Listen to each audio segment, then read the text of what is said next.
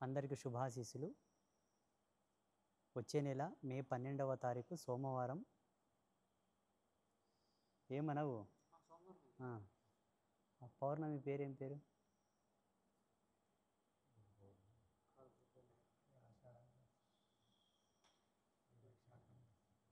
బుద్ధ పౌర్ణమి, వైశాఖ పౌర్ణమి.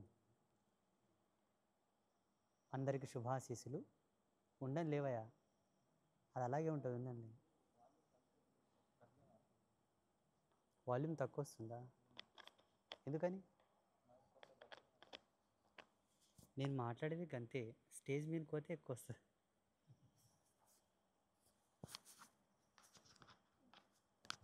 అందుకే అది పెట్టాను నేను, మూతికాడు ఉంటుందని. ఇది మరీ ఘోరం అయిపోతుంది.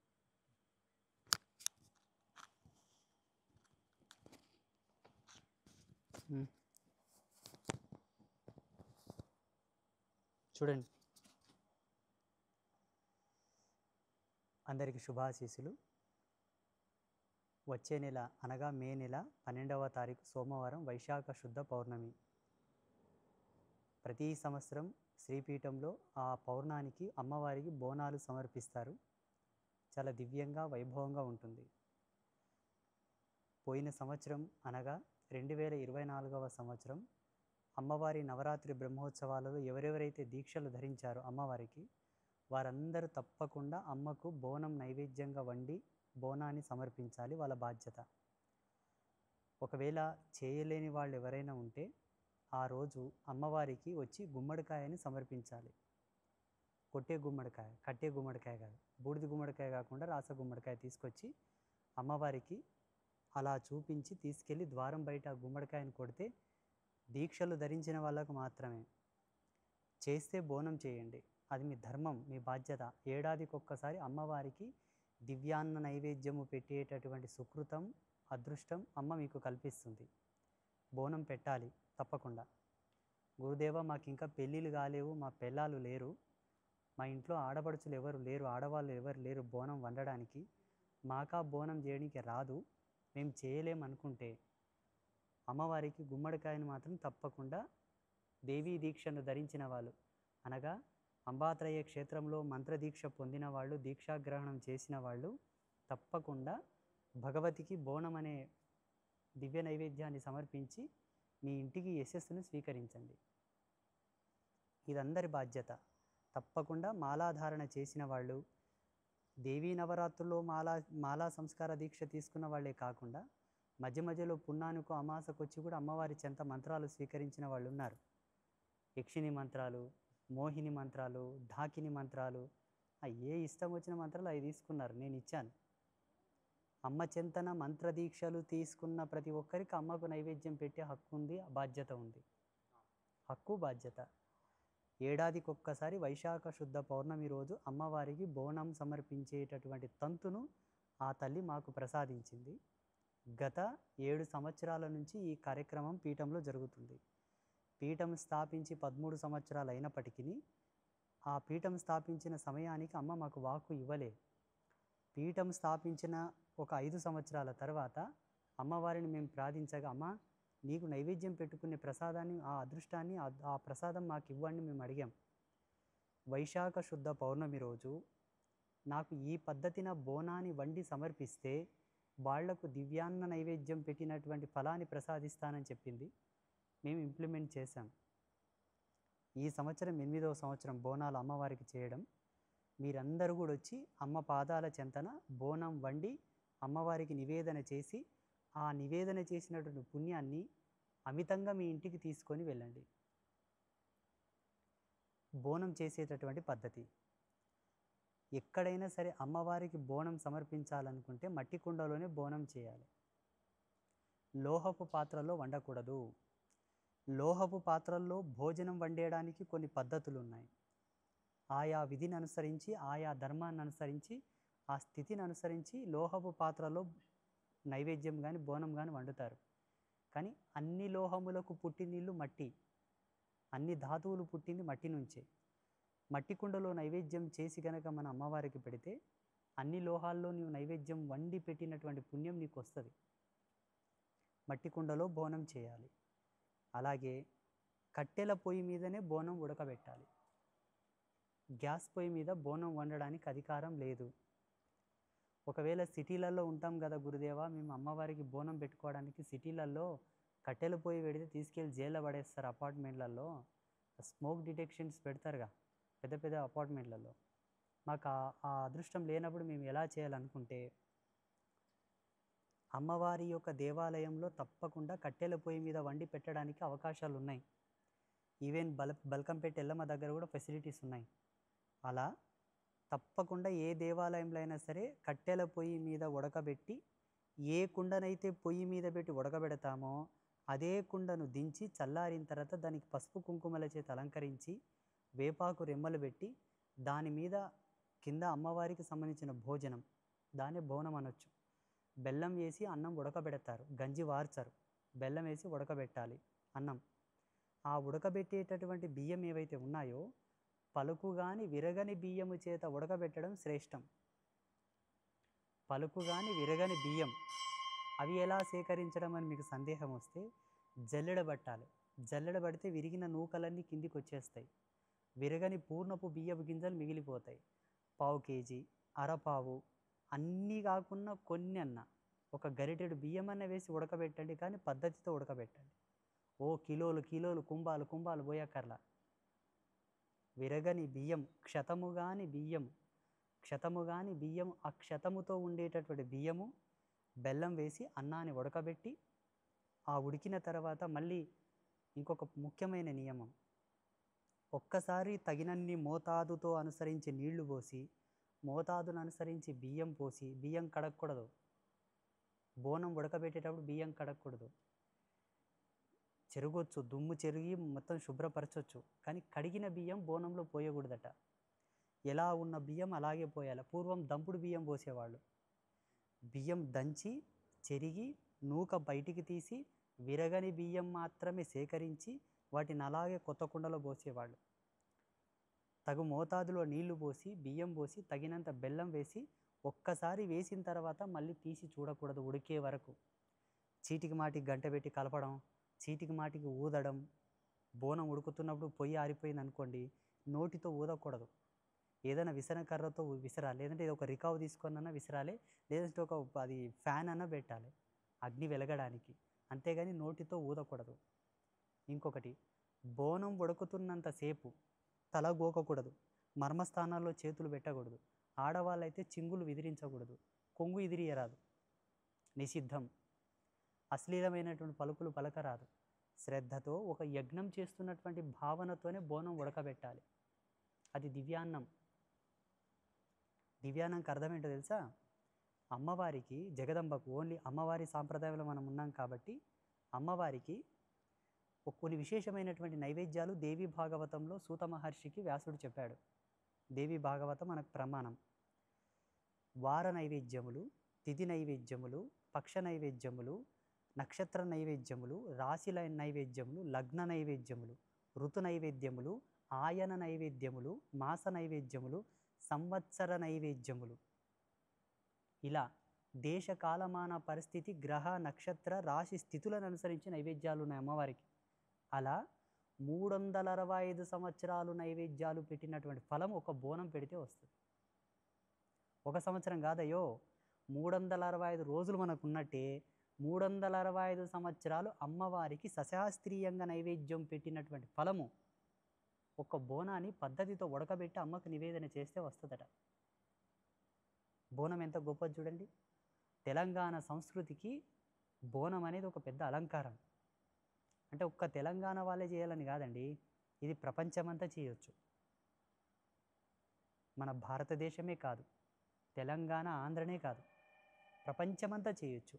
బోనం అనేది శాస్త్రీయమైన ఆమోదయోగ్యమైనటువంటి ధర్మపాక పంచక సహిత నైవేద్యం.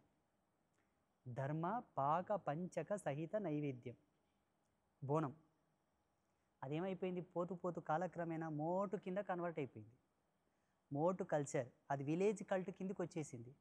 విలేజ్లలోనే చేస్తారు, మోటుగా చేస్తారు, అయిపోయింది. కానీ ఇప్పుడు రేణుకా పరంజ్యోతి ఎవరు? ఒక ఋషి పత్ని. అందున సాక్షాత్తు ఆదిశక్తి అంశ. మహాపతివ్రత, అసాధ్యమైనటువంటి శక్తి సంపన్నురాలు అమ్మవారు రేణుక ఎల్లమ్మ. చాలా గొప్ప దేవత. ఆమెనే దీన్ని ఆచరించి చూపింది. ఆమె ఆచరించుటకు ఒక కార్యం, ఆ కార్యాన్ని రచించింది సాక్షాత్తు పరమేశ్వరుడే. పార్వతి పరమేశ్వరులు వాళ్ళు పరీక్షించగా రచన చేసినటువంటి ఒక క్రీడలో, ఒక ఆటలో బోనం బయటికి పరిచయం అయింది. కానీ అంతకన్నా ముందు నుంచి కూడా బోనం యొక్క ఆనవాళ్ళు ఉన్నాయి, చేసిన వాళ్ళు ఉన్నారు, బయటికి ఎక్కువ రాలేదు. మనకు ఎల్లమ్మ తల్లి జీవిత చరిత్ర నుంచే బోనం పరిచయం అయింది, అందరికీ పరిచయం, కథగా చెప్పుకోవడం మొదలైంది.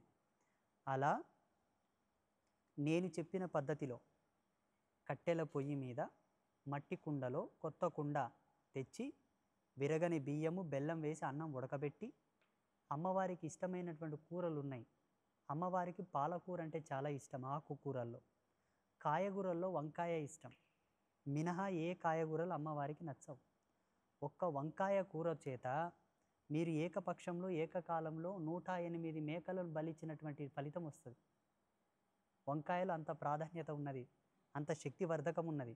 శాస్త్రీయంగా బ్రాహ్మణులు ఏమంటారంటే వంకాయని తామస ఆహారం అంటారు, తమో గుణంతో పోల్చారు.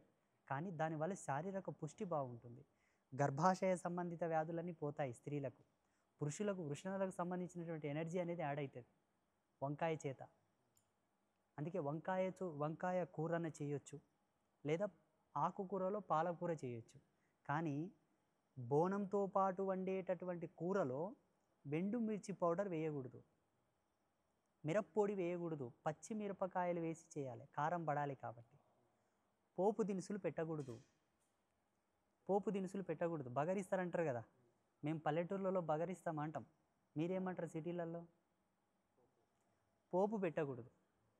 అలా ఒక కాయగూరను ఆకుకూరను వండి బెల్లంతో చేసిన అన్నాన్ని ఉడకబెట్టి చక్కగా అలంకరించుకొని వేపరెమ్మలు పెట్టి ఆ బోనాన్ని ఆ ఇంటి సువాసిని అనగా ఆ ఇంటి ఇల్లాలు అమ్మవారికి 7 సార్లు జై కొట్టి ఆ బోనాన్ని శిరసు మీద ధరించుకొని అమ్మవారి చుట్టూ ప్రదక్షిణలు చేసి ఒక మూలన బోనాన్ని దింపి మళ్ళీ కొబ్బరికాయ కొట్టి ఆ బోనంలో ఉడకబెట్టినటువంటి నైవేద్యాన్ని అమ్మకు చూపించి, అమ్మా జగజ్జనని, నా చేతులతో వండినటువంటి ఈ దివ్య ప్రసాదాన్ని స్వీకరించి నా ఇల్లుని, నా కుటుంబాన్ని, నా వంశాన్ని అష్టైశ్వర్య కళలతో విరాజిల్లింపజేయమ్మా అని అడిగితే ఆ ఇల్లు సిరుల సంపదలతో తులతూగేటటువంటి స్వర్గసీమ.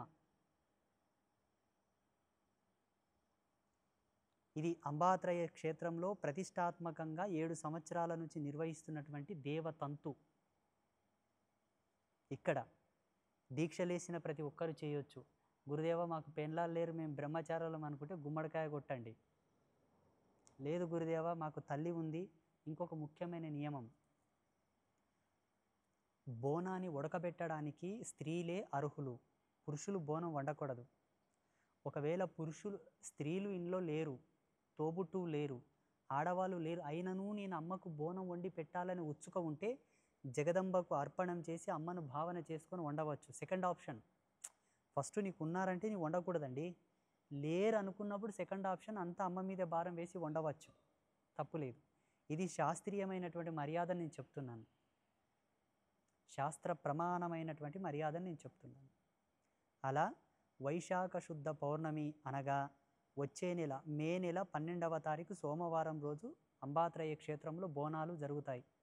అమ్మవారికి బోనం ఉడకబెట్టి నైవేద్యం పెట్టేటటువంటి కార్యక్రమం జరుగుతుంది. ప్రతి ఒక్కరూ రావచ్చు.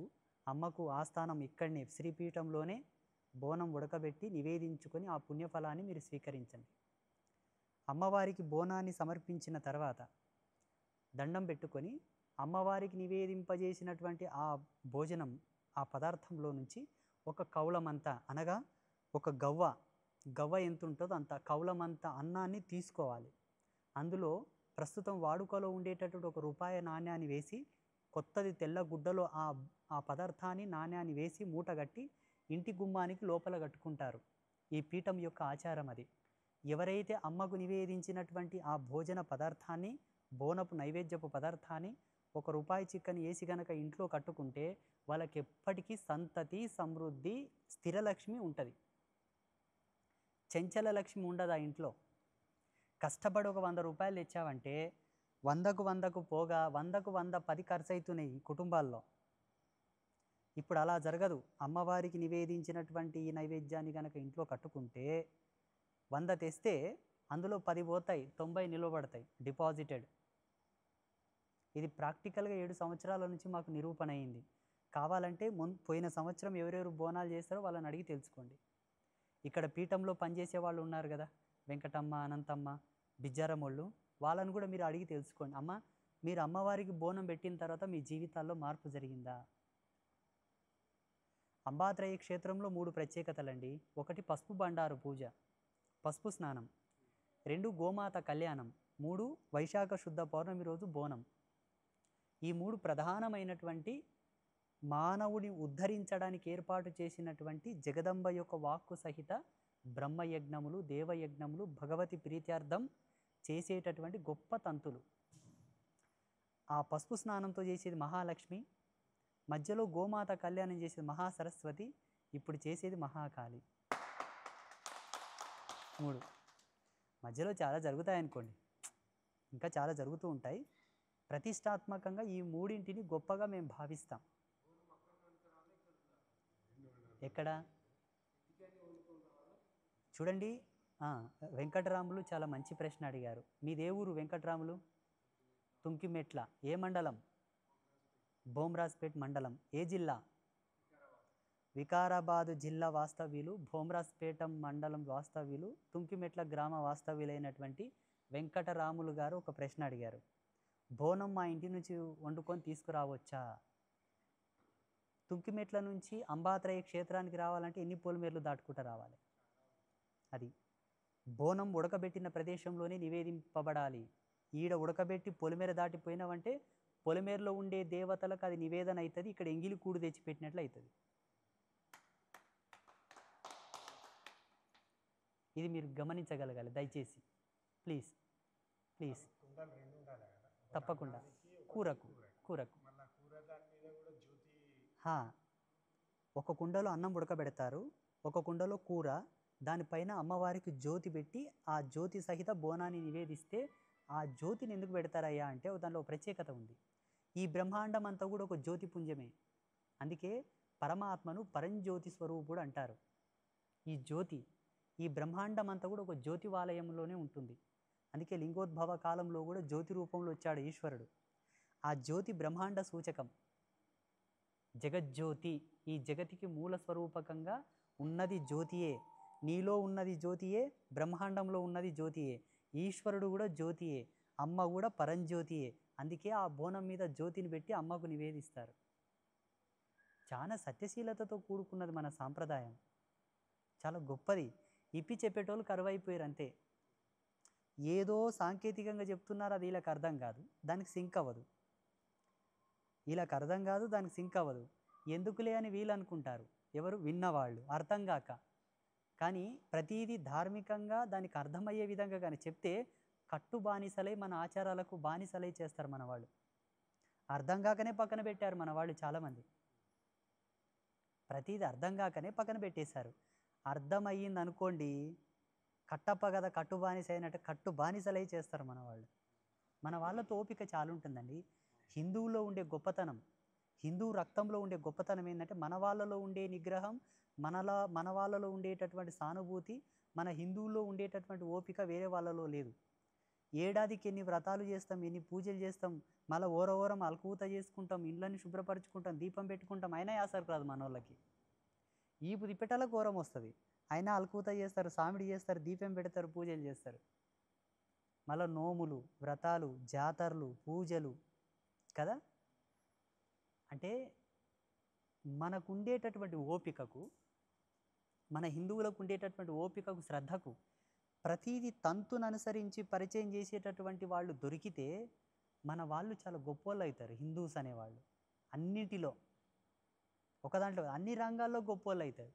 అంటే ఇప్పుడు ప్రత్యేకతలు చెప్పట్లేదా, ఉన్నట్లా చెప్పట్లేదా అంటే చెబుతున్నారు. చెప్పే కోణంలో చెప్పకపోగా అర్థంతో పాటు అపార్థాలు ఎక్కువైపోయినాయి. ఇది జరుగుతున్నటువంటి యథార్థ విధి సత్యం సమాజంలో. అయితే ప్రతి ఒక్కరు కూడా మే నెలలో వచ్చేటటువంటి వైశాఖ శుద్ధ పౌర్ణమి 2025వ సంవత్సరం ఈ సంవత్సరమే. ఆ రోజు సోమవారం. ఒకవేళ దూర ప్రాంతాల్లో ఉండేవాళ్ళు ఒకరోజు ముందే పీఠానికి వచ్చి చేరుకోవచ్చు. మీ సామాగ్రి మీరే తెచ్చుకోవాలి, మీ వస్తువులకు మీరే బాధ్యులు. గోమాత కళ్యాణానికి వచ్చి చాలా కంప్లైంట్ చేశారు చాలామంది. గురుదేవ నాకు నా దువ్వెన పోయిందని ఓగామె, గురుదేవ నా అద్దం పోయిందని ఓగామె, అంటే ఫర్ ఎగ్జాంపుల్ చెప్తున్నా. గురుదేవ నాది ఇది పోయింది అది నేనేం చేస్తానండి, వస్తువులను చూసుకుంటూ కూర్చుంటానా ఏంది నేను? తెచ్చుకున్న మీ వస్తువులకు మీరే బాధ్యులు. దయచేసి మాకు చేతనైనంతలో అమ్మవారు మాకు కల్పించిన దాంట్లో వసతులు కల్పిస్తాం. ఇది ప్రతి వీడియోలో నేను చెప్తున్నాను. మీ వసతులకు సంబంధించినవి మీరే తెచ్చుకోండి. భోజనాలు పెడతాం, ఉప్పుచారో పప్పుచారో కాసి పోస్తాం.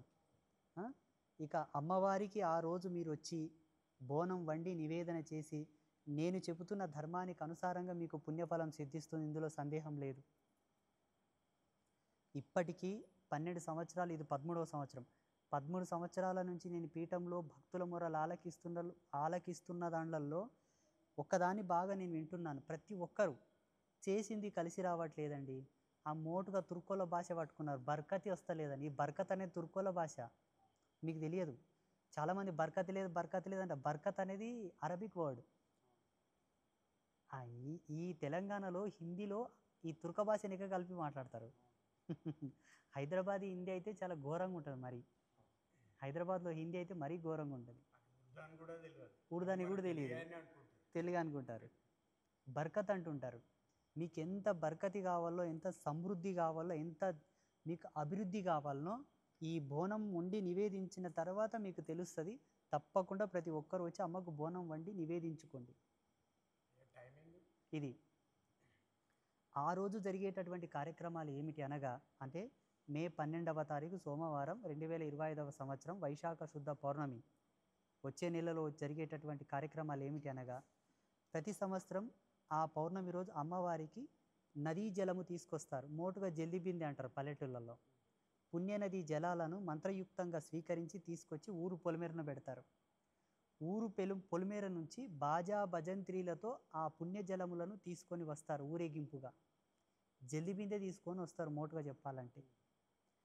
ఆ జల్ది బిందె తీసుకొచ్చి అమ్మవారి ఆలయం చుట్టూ ప్రదక్షిణలు గావింపజేసి ఆ పుణ్యజలాలను దేవాలయం లోపల ప్రవేశింపజేస్తారు. తెచ్చిన ఆ జలము చేత అమ్మవారికి అభిషేకం చేస్తారు. గర్భాలయం లోపల మూలమూర్తులకు అభిషేకం అయిన తర్వాత ఆలయ ప్రాంగణం ముందల పందిరి వేసి ఉంచుతారు ఒకరోజు ముందే. ఆ దివ్య పందిరి కింద అమ్మవారికి పట్నం వేస్తారు. రతి అంటాం మేము, రతి. కొంతమంది పట్నం అంటారు, కొంతమంది రతి అంటారు. ఇక శాస్త్రీయ భాషలో చెప్పాలంటే జగన్మాతల యొక్క మూలపటం, చిత్రపటం, యంత్రం, యాంత్రిక కుండలి, కొన్ని పద్ధతులతోటి ఆ పటం వేస్తారు, రతి వేస్తారు. ఆ పటమును దివ్యమైన రంగవల్లులతో అలంకరిస్తారు.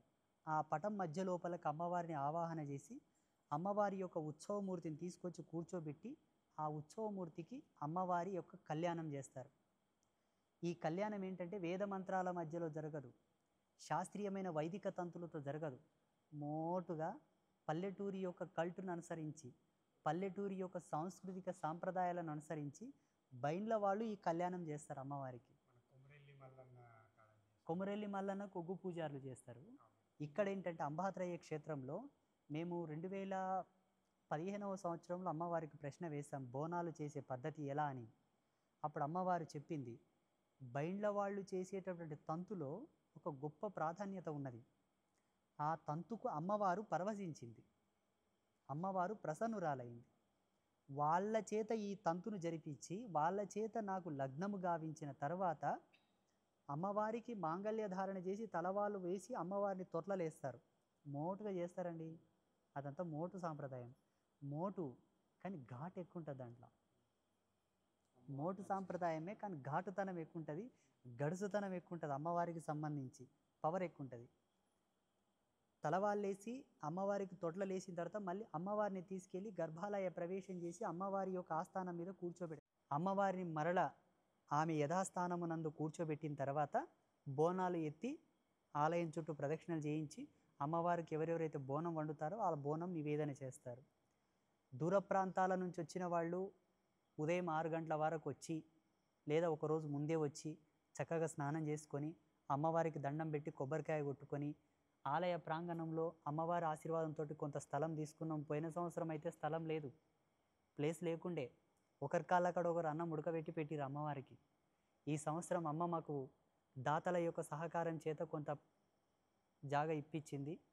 మొన్న గోమాత కళ్యాణమైన ప్రదేశంలో మొత్తం టెంట్లు వేస్తారు. మొత్తం అక్కడ మీకు అనువైన ప్రదేశంలో బోనం ఉడకబెట్టి మీరు అమ్మవారికి నివేదించుకొని సమర్పించుకొని దండం పెట్టి భోజనం చేసి వెళ్ళిపోవచ్చు, దూరం పోయే వాళ్ళు ఉంటే.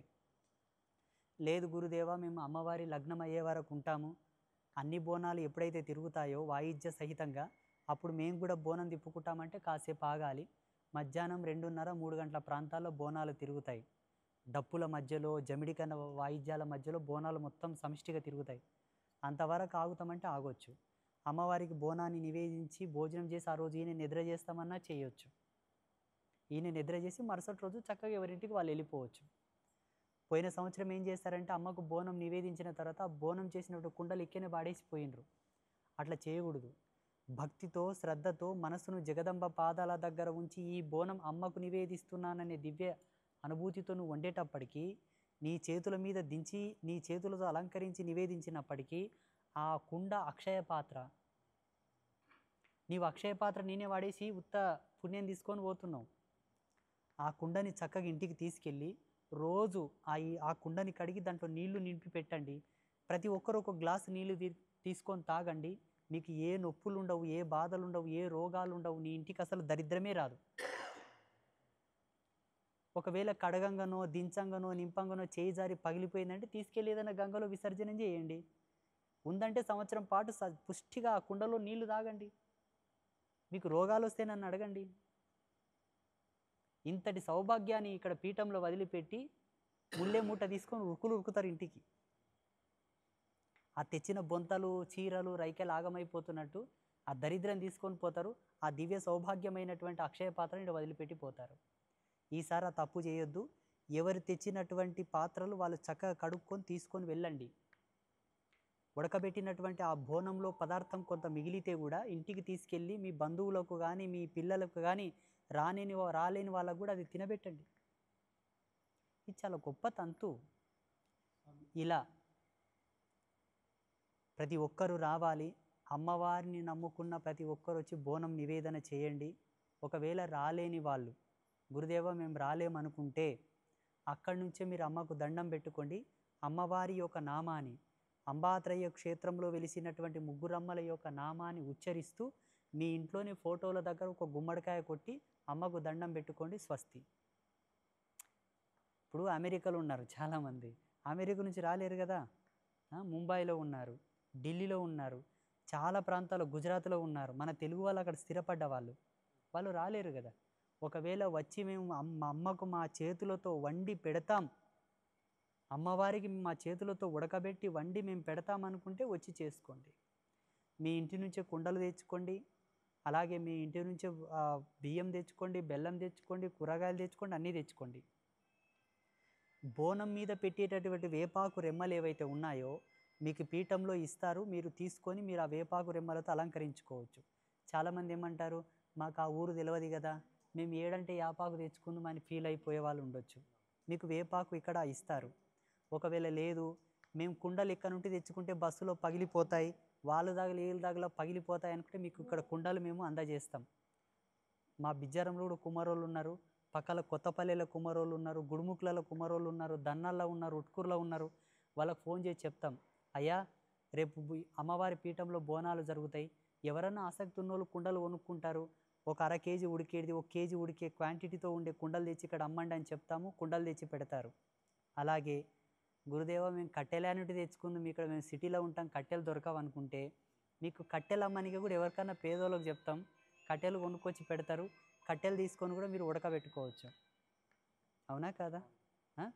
లేదు గురుదేవా మేము డాక్టర్లం, మేము లాయర్లం, మేము ఐఏఎస్ ఆఫీసర్లం, ఐపీఎస్ ఆఫీసర్లం, మేము పుట్టినప్పటి నుంచి పొగ చూడలేదు, కట్టెల పొయ్యి మీద ఉండే పద్ధతి కూడా మాకు తెలియదు అనుకుంటే గ్యాస్ పొయ్యి తెచ్చుకొని కూడా ఉడకబెట్టుకోండి. మరి ఏం చేస్తాం? సెకండ్ ఆప్షన్ అది. శాస్త్ర పద్ధతి పద్ధతే. లేదనుకున్నప్పుడు అడిషనల్గా భగవంతుడు కొంత ఉపసంహారంగా సవరణ చేసి మనకు అవకాశం ఇచ్చాడు. గ్యాస్ పొయ్యి మీద కూడా ఉడకబెట్టి మీరు నివేదన చేసుకోవచ్చు. ఏమంటే కొంచెం గ్యాస్ ఎక్కువైపోతుంది, కుండ తొందరగా గ్యాస్ని అబ్జర్వ్ చేసుకోదు. ఈ కట్టెల పొయ్యి మీద వచ్చేటటువంటి అగ్ని కన్నా ఈ అగ్నిని తొందరగా అబ్జర్వ్ చేసుకోదు, అంత రుచికరంగా కూడా ఉండదు ఆ భోజనం. ఇది చాలామందికి తెలియదు. అలా కూడా మీరు ఉడకబెట్టి పెట్టవచ్చు, అమ్మకు నైవేద్యం పెట్టవచ్చు, ఏం తప్పు లేదు. ఇంకొక ముఖ్యమైన విషయం, బోనం ఎవరైతే ఎత్తి అమ్మ చుట్టూ తిరిగి నివేదించాలనుకుంటారో, బోనం ఎవరైతే ఉడకబెట్టాలనుకుంటారో తప్పకుండా నూతన వస్త్రములు తెచ్చుకోండి. మోటుగా పెద్దలు ఏమంటారంటే, కొత్త బట్ట గట్టి నైవేద్యం పెట్టుట చేత అక్షయ సమానమైనటువంటి పుణ్యం వస్తుందంటారు. ఇది వరకు మనం వాడినటువంటి దుస్తువులు కాకుండా నూతన వస్త్రములు తెచ్చి చక్కగా స్నానం చేసి నూతన వస్త్రములు ధరించుకొని కాళ్ళకు పసుపు పెట్టుకొని నష్టన కుంకుమ బొట్టు పెట్టి అమ్మవారికి బోనాన్ని గనక వండి నివేదిస్తే అక్షయ సమానమైనటువంటి ఫలం. భార్యాభర్తలిద్దరూ కూడా నూతన వస్త్రములు తెచ్చుకొని జంటగా బోనాన్ని నివేదించవచ్చు. ఇది ఒక పద్ధతి. అలాగే ఆ రోజు అమ్మవారి పీఠానికి ఎవరు వచ్చినా కూడా మీ ఇంట్లో ఫోటోల దగ్గర దీపం పెట్టి గుమ్మానికి కొబ్బరికాయ కొట్టి ఇంట్లో పాలు పొంగించుకొని గుమ్మానికి ఆనతిచ్చి రండి.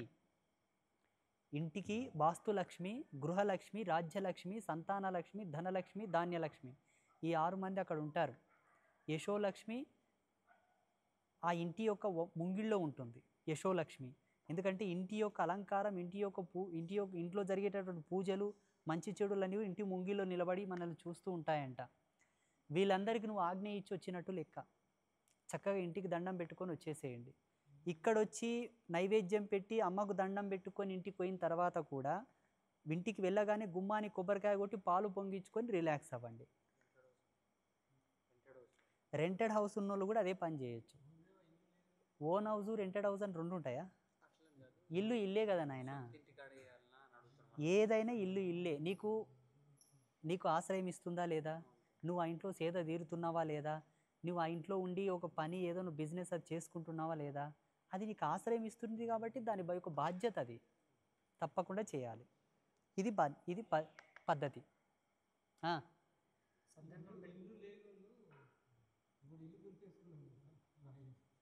నీ ఇప్పుడు ఏ ఇంట్లో ఉన్నావో ఆ ఇంట్లో నుంచి కూడా చేసి రావచ్చు.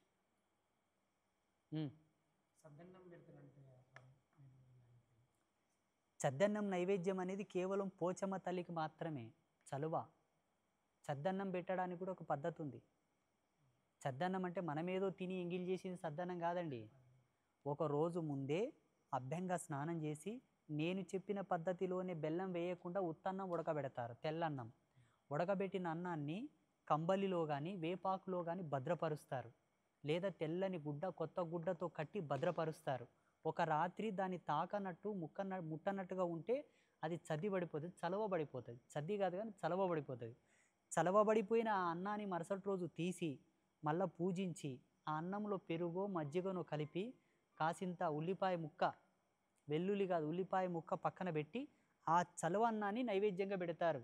అది పోచమ్మ తల్లికి, గజలమ్మ తల్లికి, గజలేశ్వరి మాతకు, పోచమ్మ తల్లికి మాత్రమే ఆమోదం. ఇంకొంతమంది మారెమ్మ తల్లికి కూడా పెడతారు. అది తమిళనాడు ప్రాంతంలో బాగా చేస్తారు మారెమ్మ తల్లికి. ఈ తెలంగాణ, ఆంధ్రాలో మాత్రం పోచమ్మ తల్లికి, అంకాలమ్మ తల్లికి, నూకాలమ్మ తల్లికి పెడతారు. తలుపులమ్మ తల్లికి కూడా పెడతారు వారి సాంప్రదాయాలను బట్టి. ఈ అక్క దేవతలు ఉంటారు కొంతమంది, అక్క దేవతలు కూడా ఈ చలవ అన్నం నైవేద్యంగా పెడతారు. ఇది పద్ధతి. అంతేగాని రాత్రికి ఉడకబెట్టుకొని అది అల్యూమినియం పాత్రలో ఉడకబెట్టింది, ప్రెషర్ కుక్కర్లో ఉడకబెట్టింది, అదేదో మనం తిని ఇంత మిగిలిపోయింది సద్దన్నం పెడతా అంటే అది పాపం తగులుతుంది. పద్ధతి శుభం. ఇక అంబాత్రయ క్షేత్రమునందు 12వ తారీఖు మే నెలలో 2025వ సంవత్సరం, అంటే ఈ సంవత్సరమే సోమవారం రోజు దివ్యమైన, భవ్యమైన, అవ్యాజమైన, అమోఘమైనటువంటి స్థితిలో బోనాలు జరుగుతూ ఉన్నాయి. కాబట్టి ప్రతి ఒక్కరు ఈ బోనాల కార్యక్రమంలో పాల్గొని అమ్మకు బోనం నివేదించి పుణ్యభాజనులై మీ ఇంటికి పరిపూర్ణమైనటువంటి లక్ష్మీ కళను తీసుకెళ్ళండి. మేము హక్కుగా ప్రసాదిస్తున్నాం. తాపసిక ధర్మంలో, ఋషి పరంపరలో, యోగ సంధాన కర్తృత్వంలో ఉన్న మేము నివేదిస్తున్నటువంటి ఈ ఆజ్ఞ, మేము చెప్తున్నటువంటి ఈ మాట సత్యమై నిత్యమై ప్రజ్వరిల్లుతుంది. కాబట్టి ప్రతి ఒక్కరు పాటించుకోండి, దక్కించుకోండి. శుభమస్తు.